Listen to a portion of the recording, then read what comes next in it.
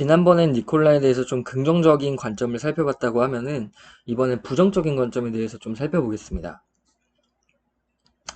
자, 우선 니콜라가 시장에서 이렇게 높은 밸류에이션을 받을 수 있었던 이유는 수소 트럭 자체의 경쟁력에 있습니다. 수소 트럭 연료 전지가 확실히 이제 배터리보다 좀 가볍고 그렇기 때문에 주행 거리가 길어지면 길어질수록 뭐 연료 전지 효율 문제도 있겠지만 어쨌든 수소 트럭이 좀 더 비용적인 면에서 장거리 운행에 유리하다라고 할 수가 있는데요. 이와 더불어서도 충전 시간에서 배터리 트럭에 비해 좀 장점이 있고 주행 거리 자체도 배터리 트럭보다 기술적으로 더 늘어날 수 있는 여지가 있는데요. 자, 이런 뭐 수소 트럭 자체의 경쟁력은 알겠는데 그렇다면 과연 니콜라가 시장에서 독점적인 지위 그리고 시장 프론티어 지위를 차지할 수 있을 것인가에 대해서는 확실히 우려가 있을 수도 있습니다. 현대차만 보더라도 지난달 이제 엑시언트라는 프로토 모델을 이제 유럽에다 수출했는데요.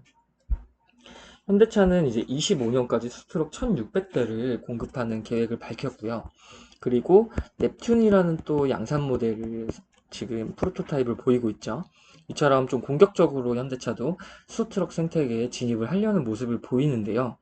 저는 근데 이 수치가 조금 생각보다 니콜라에게는 긍정적인 부분이 될 수도 있다고 생각을 합니다.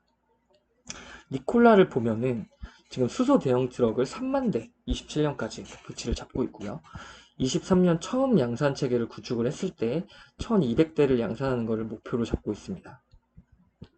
자, 현대차랑 비교하더라도 굉장히 뭐 많은 그런 양의 대수는 아닐지라도 뭐 생각보다 굉장히 목표 대수가 타사 이제 시장에 이미 진입해 있는 타사에 대비해서도 굉장히 높은 것을 볼 수가 있는데요. 이처럼 지금 카메이커사들은, 그러니까 글로벌 카메이커사들은 전기차에 조금 더 집중을 하는 모습을 보이고 있고, 이제 수소 트럭이나 수소차 이런 거, 수소 생태계는 조금 더 시장을 관망하는 추세를 보이고 있습니다. 그 이유는, 가장 큰 이유는 충전소겠죠? 왜냐면 뭐, 수소차를 개발하는 기술력도 있지만, 그래서 충전소 인프라가 없다고 하면은, 생산을 한다고 해서 그게 그만큼 팔리지가 않거든요, 차가. 그렇기 때문에 충전소를 먼저 인프라를 구축하고 그리고 나서 시장 반응을 보면서 만약에 이제 진입을 해야겠다라고 결정하는 글로벌 카메이카사들은 그때 이제 뛰어들어도 늦지 않다라고 생각하는 분위기가 있는 것 같고요. 현대차도 그러한 기조 속에서 물론 수소차에서 좀 프론티어 입장을 가져가려고는 하지만 너무 공격적으로 여기에 매달리지는 않는 모습을 보이는 것 같습니다. 그렇기 때문에 니콜라에는 좀 기회가 많다고 보면 되는데요. 물론 이제 이미 양산 체계를 구축한 현대차나 도요타 같은 이제 쟁쟁한 경쟁 업체들이 있기 때문에 뭐 엄청나게 이제 긍정적인 요소만 있는 것은 아니지만 이러한 목표 대수 수치만 보더라도 글로벌 프론티어 입장에서 이제 시장을 선도할 수 있는 어떤 충분한 역량이나 여력은 있다고 보여집니다. 자, 가장 큰 문제가 사실은 충전소입니다. 자, 니콜라는 28년까지 700개의 충전소를 설치한다고 했는데요. 물론 이 대수가 700개라는 대수가 뭐 작아 보일 수 있지만은 이제 수소 한 기 설치하는데 한화로 약 20억에서 30억 돈이 들거든요. 뭐 규모에 따라서는 더 커질 수 있겠지만요. 자, 그런데 뭐 수소 충전소를 700개를 짓는다라고 하는 것은 재무적으로도 굉장히 니콜라가 부담이 될 수가 있고 또 이런 인프라가 구축이 되지 않으면 수소차가 결과적으로는 팔릴 수가 없기 때문에 시장에서 이제 반응을 얻으려면은 이런 인프라가 구축이 이제 선행되어야 되는 문제가 있습니다. 그래서 많은 부분에서 니콜라에 대한 가장 큰 우려 중에 하나가 이런 충전소를 설치할 수 있냐, 그리고 이 인프라가 구성될 수 있냐인데요. 그런데 저는 좀 충전소에 대해서는 좀 가볍게 너무 부정적으로 생각하지 않으셔도 될 것 같다라고 생각하는 이유가 이미 이제 국가별로 충전소를 많이 설치하고 있고요. 앞으로 로드맵을 보시면은 충전소 설치 계획이 훨씬 더 많습니다. 이 생태계 자체를 모두 니콜라가 충전소를 설치한다고 하면은 굉장히 어렵겠지만 지금 국가적으로 다 충전소를 많이 늘려가려는 추세를 보이고 있거든요. 그렇기 때문에 충전소 인프라 문제는 니콜라 혼자만의 문제가 아니고 또 국가에서 많은 보조금을 지원을 해줄 거고 국가적으로도 설치를 장려하고 지원을 할 거기 때문에 좀 시간이 지나면서 2023년에 처음에 이제 양산 모델이 나왔을 때부터는 어느 정도 인프라가 많이 구축이 된 상태일 거고, 그 이후로도 계속 구축이 될 거라고 생각을 하기 때문에 너무 걱정하지는 않으셔도 되는 영역이라고 생각을 합니다. 하지만 제가 가장 큰 위험 요소라고 생각하는 것은 소프트웨어 기술입니다. 자, 테슬라가 전통적인 이제 그 카메이커사들보다는 훨씬 더 시장에서 높은 밸류에이션을 받는 데는 이제 뭐 플랫폼 기술, 그리고 이런 플랫폼에 들어가는 자율주행 기술이 있다고 보거든요. 이제 자동차도 사실은 이제는 어떻게 보면 하나의 디바이스로 인식이 되는 시대가 왔기 때문에 이런 소프트웨어 기술력이 없다고 하면은 시장에 도태될 수밖에 없습니다. 저 또한 니콜라가 수소차 양산 체계를 구축한다고 했더라도 만약에 이런 소프트웨어 기술력이 없고 나중에 후발주자들한테 이런 기술력마저 밀린다면은 시장에서 독점적인 지위를 확보하기가 어렵다고 생각을 하고 있고요. 일단은 17일 날 좀 긍정적인 뉴스가 하나가 있었습니다. 지난달에 이제 코엔이라는 투자 회사에서 니콜라의 소프트웨어 펌웨어에 있어서 굉장히 이제 긍정적인 요소로 평가를 해서 매수 의견을 제시를 했는데요. 뭐 이거를 이제 수소차 제조사 이상이라는 거에 대한 의견에 소프트웨어와 이제 펌웨어가 굉장히 그 회사에서 이제 높은 지적 재산권을 가진다라는 의견을 낸 것 자체가 좀 긍정적인 뉴스라고 보는데요.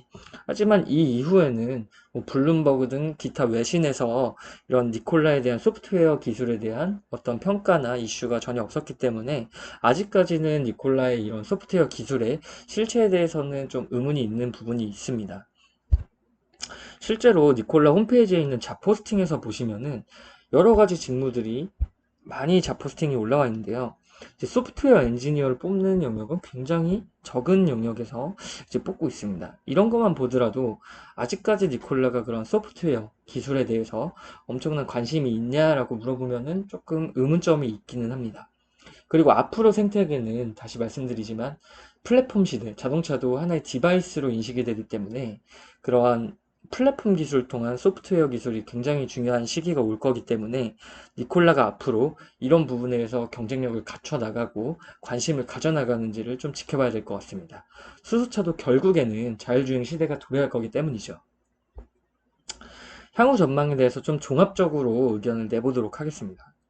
자, 이베코라는 첫 생산 파트너를 선정한 이후에 두 번째 생산 파트너를 좀 정하고 있죠, 니콜라가. 지금 이미 양산 체계를 구축한 도요타나 현대 같은 업체들도 있습니다. 그리고 니콜라는 이제 이베코를 통해서 양산 체계를 구축하려 하고 있고요. 그리고 두 번째 양산 체계를 구축하는 업체, 세 번째 체계를 구축하는 업체, 이렇게 파트너사들이 다 선정이 될 겁니다, 앞으로. 그렇다면은 이제 니콜라는 어떻게 보면은 이런 수소 생태계를 주도하는 수소차 시장을 주도하는 플랫폼 기업이 될 수도 있겠죠. 하지만 여기에는 긍정적 요소와 부정적 시각이 같이 들어가 있기도 합니다. 예를 들어서 이베코라는 수소차 업체가 니콜라에게 이제 생산을 위탁받아서 생산을 하게 되지만 나중에 만약에 독자적인 노선을 걷겠다. 니콜라의 브랜드 마크를 달고서 시장의 생산에 참여하지 않겠다라고 하면은 니콜라가 휘청일 수도 있는 거거든요. 그러니까 자체 기술력이 없다는 거는 그만큼 단점이 될 수도 있다는 거거든요. 경쟁력 악화 측면에서. 하지만 뭐 그럴 가능성이 적다고는 보지만 어쨌든 간에 생산에 있어서 독자적인 기술력이 없다는 건 굉장히 큰 나쁜 이슈일 수가 있습니다. 하지만 앞서 말씀드린 것처럼 앞으로 시대는 제조업이 아닌 그리고 하드웨어가 아닌 소프트웨어 시대입니다. 니콜라가 만약에 소프트웨어 기술을 통해서 이제 생산은 타사에서 하지만 이러한 소프트웨어 기술은 자기네 기술력, 경쟁력을 갖춘 기술력을 쓸 수밖에 없게 만든다면은 이러한 수소 생태계를 분명히 주도해 나갈 수 있을 거라고 생각을 하고 있습니다. 그렇기 때문에 저도 니콜라가 당분간은 이제 양산 체계를 구축하고 투자를 늘려가는 환경에서 자율주행 시장에 바로 뛰어들 수는 없다고 생각을 하거든요. 왜냐하면 이제 수소 충전소가 있어야지 이제 생산을 이제 양산 체계를 구축을 해서 차량을 판매를 할 수 있고 이러한 수소차 생태계가 완성이 될 수가 있는 거거든요. 사실 이 이후에 자율주행이나 어떤 소프트웨어 기능 이런 것들은 사실 추후 문제일 수가 있습니다. 그렇기 때문에 지금은 니콜라 입장에서도 파트너사와 파트너십을 늘려가고 이러한 양산 체계와 인프라 체계를 구축하는 데 좀 집중을 할 수밖에 없는 상황이고요. 하지만 이제 실제로 양산이 일어나는 시점부터는 이러한 자율주행에 대한 관심, 그리고 소프트웨어 기술에 대한 관심, 이런 것들이 니콜라가 후행으로 따라오지 않는다고 하면은 직접 계속해서 이제 우상향하는 그래프를 그리기가 어려울 수도 있습니다. 그렇기 때문에 주가 추이는 이때쯤에 굉장히 유심하게 보셔야 된다고 생각을 하고 있습니다. 소프트웨어 기술의 중요성은 단순히 파트너사와의 관계 때문에만 중요한 것은 아닙니다. 앞으로 자동차 산업 자체가 자율주행 플랫폼, 그리고 친환경, 이 두 가지 키워드로 재편될 것이기 때문인데요. 테슬라 같은 경우에 시장에서 굉장히 좋은 밸류에이션을 받고 있는 이유 중에 하나가 이러한 자율주행 플랫폼과 친환경이라는 두 가지 키워드를 모두 잡았기 때문이라고 생각합니다. 이제 자동차는 단순한 운송수단을 넘어 어떠한 소프트웨어 디바이스가 될 확률이 높습니다. 자율주행 기술이 발달됨에 따라 그런 자동차 안에서 유튜브를 본다거나 아니면 어플리케이션을 사용한다거나 하는 이러한 일상생활이 가능해졌거든요. 그렇기 때문에 앞으로 자동차 산업의 굉장히 중요한 키워드는 자율주행 플랫폼이 될 수가 있습니다. 니콜라 같은 경우에는 친환경이라는 키워드에서는 굉장히 좋은 평가를 받고 있는 것 같습니다. 하지만 아직 이러한 소프트웨어 기술에서는 좋은 평가를 받고 있진 못하는데요.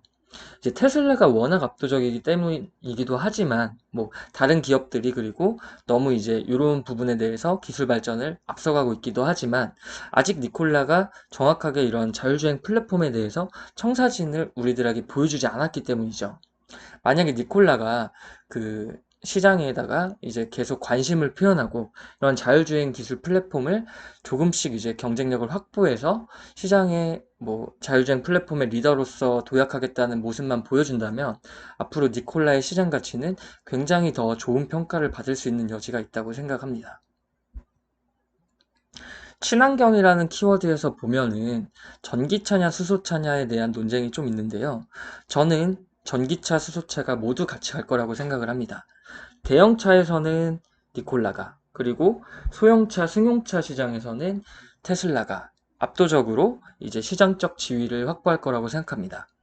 여기에 대해서는 많은 의견들이 있습니다. 뭐 주행거리가 짧거나 긴 거에 따라서, 그리고 운행 발전 뭐 비용 단가 아니면은 운행 비용 단가 뭐 이런 것들에 대해서 뭐 대형차가 뭐 수소차가 유리하다 뭐 이런 이슈들이 있는데 저는 가장 큰 문제는 충전소라고 생각을 합니다. 이제 수소 충전소는 사실 많이 설치하기가 좀 힘든 구조를 가지고 있습니다. 그 수소 충전소 하나를 설치하는데 어마어마한 비용이 들기 때문이죠. 그렇기 때문에 장거리로 운행하는 차량 거점에 수소 충전소를 설치를 하는 것이 사실 합리적이고 그렇기 때문에 대형 차량에 조금 더 유리한 구조를 보인다고 할 수 있겠습니다. 저는 그 앞서 말씀드린 것처럼 어떤 운행 비용이나 자동차 가격, 이런 것들에 따라서 전기차, 수소차가 움직일 거라고 생각하진 않습니다.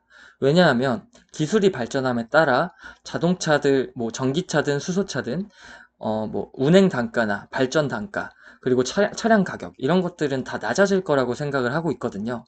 하지만 충전소 자체는 그 충전소 설치 비용 자체는 조금 많이 드라마틱하게 줄이기가 어려운 부분이 있기 때문에 그 저렴한 비용으로 도심 지역 곳곳에 설치가 가능한 전기차가 이러한 승용차, 소형차 시장을 선점할 거라고 생각을 하고 있고요. 수소차는 이러한 대형차, 상용차 위주로 시장을 장악해 나갈 거라고 생각하고 있습니다. 이러한 친환경 키워드에서 보면은 사실 니콜라에게 조금 더 전기차 시장보다는 기회가 많을 거라고 생각을 하고 있습니다. 그 이유는 니콜라가 앞서 말씀드린 것처럼 신재생 에너지를 통해 수소를 만들고 그거를 자동차에 충전하는 방식의 기술을 쓸 거기 때문입니다. 수소 에너지 기업이라는 그 관점에서 본다면은 니콜라는 성장 가능성이 꽤 높습니다.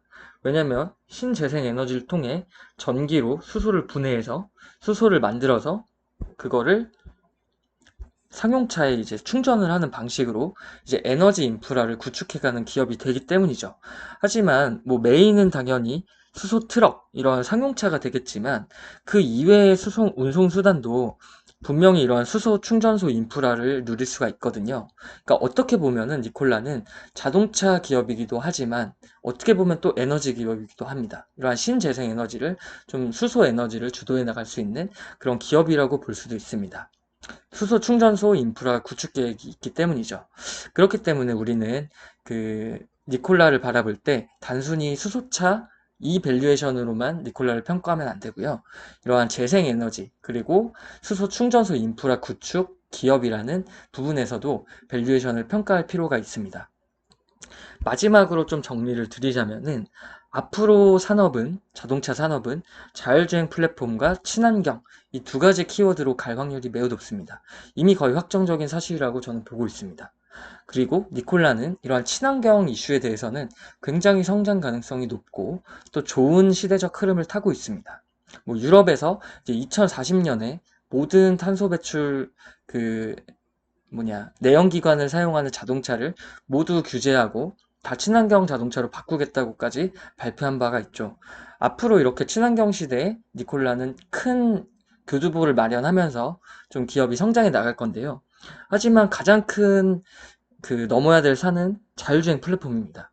이 기술에 대해서 관심을 갖고 또 실제적으로 이제 경쟁력을 확보해 나가지 않는다면 시장에서 앞으로 니콜라의 밸류에이션을 기업 가치를 어떻게 줄지에 대해서 좀 생각을 해봐야 되는 문제가 될지도 모릅니다. 그렇기 때문에 투자적인 관점에서 앞으로 장기적인 관점에서는 자율주행 플랫폼 기술을 니콜라가 어떻게 발굴해 나가고 경쟁력을 확보해 나가는지를 지켜볼 필요가 있을 것 같습니다.